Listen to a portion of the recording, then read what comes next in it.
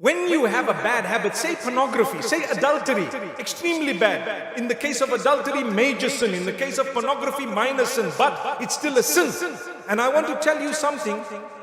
When you have a bad habit of this nature, and you want to eradicate it, and you have told yourself no more, a day will come when you might slip up again, right? You might drop again, because you know what? You're a human.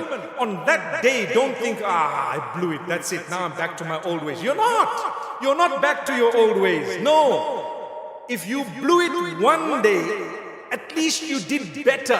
You used to do it every day before. Now it happened today, but you're going to turn back to Allah immediately and say, you seek forgiveness once again, and you're not going to do it again, and you stop it. So the gap between your falling would be bigger and bigger until a day will come when you will totally stop it. You get the point? Shaitan makes you lose hope. So if you said right from today, I'm not going to commit the sin anymore, and a month later you dropped, Shaitan says, you see, you're back to where you were. So then Shaitan might make you say, well, it's okay, now I'm just going to go back, because you know what, I'm too weak and I just can't do this. No, you can. You can, you will, you shall, and you must. If you fell a month later, get up, seek the forgiveness of Allah. You might fall 6 months later.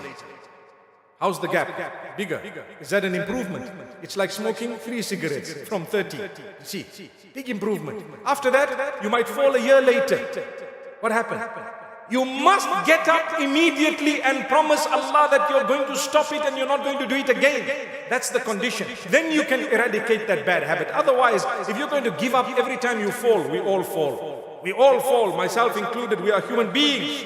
We will fall. Allah wants you to be dedicated. If you missed one salah, does it mean you must stop all your salahs? No. You might miss it even if you're regular with your salah. You're a human being. The Prophet ﷺ says you may sleep a little bit, sometimes much, and you might not realize that the time of salah has crossed. As soon as you get up, fulfill your salah. Or you might suffer with forgetfulness at a time. It's possible. You were busy doing something and you forgot. That's a hadith of the Prophet ﷺ. مَنْ نَامَ عَنْ صَلَاةٍ أَوْ نَسِيَهَا فَلْيُصَلِّهَا إِذَا ذَكَرَهَا. Whoever sleeps over a prayer or forgets a prayer should fulfill it or should do the qada as soon as they remember, as soon as they can. It's a simple hadith. He didn't say that's a bad person, because you're a human. But the point I'm raising is, in the same way, when you are trying to get rid of a bad habit, you might falter somewhere down the line. Don't let that be a means of you giving up, but rather get up and continue for longer without that bad habit.